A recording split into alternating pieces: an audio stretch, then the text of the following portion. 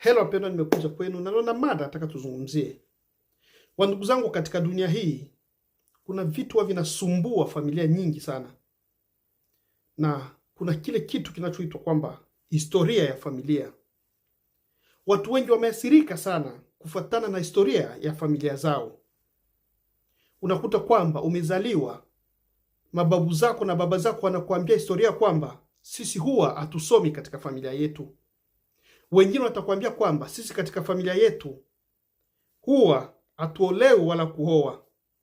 Wengine watakwambia sisi katika familia yetu ni wa maskini, na unajua maskini huzaa maskini, kwa hiyo sisi ni hivi hivi tu. Hali hizo zinasumbua familia nyingi sana. Lakini nataka nikwambie siku ya leo, ndugu yangu, usikubali historia ya familia yako ikuongoze wewe. Hacha mabadiliko yaweze kuanza na wewe. Kama katika familia yenu kuna vitu vyote hivyo nimetaja hapo ambavyo vilikuwa vinaisumbua, hacha wewe mabadiliko yaanze na wewe. Kama katika familia yenu mlikuwa watu ambao hawakusoma, hacha wewe uweze kusoma na uweze kubadili historia hiyo ya familia yenu.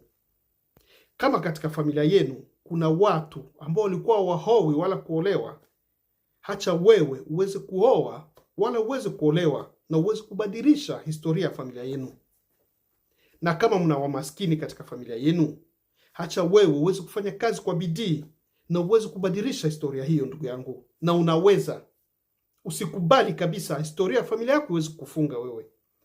Maana hiyo ni gereza, na funguo wewe unazo za kuweza kufungua gereza hilo. Na muda ndio huu, ndugu yangu. Simama hapo ulipo. Watacheka, watakuona wewe haufai, na wengine watu wa familia watakwambia kwamba hauwezi kubadilisha kitu ambacho babu yako na baba yako hawakubadilisha. Lakini waambie kwamba wewe unaweza, na unaweza kubadilisha historia ya familia yako.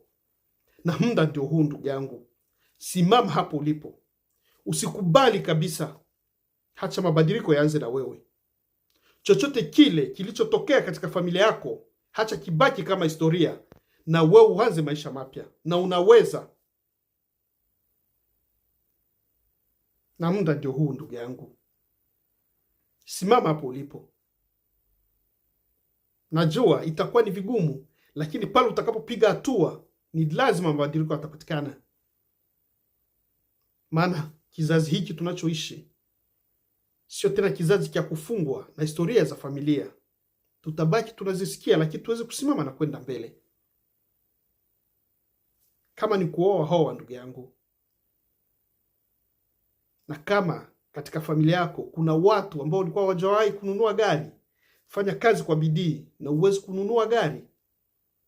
Na hata siku moja kama babu yako bado anaishi wala baba, aweze kupanda kwa gari hilo na umwambie baba, historia mliokuwa nayo leo naenda kuibadili.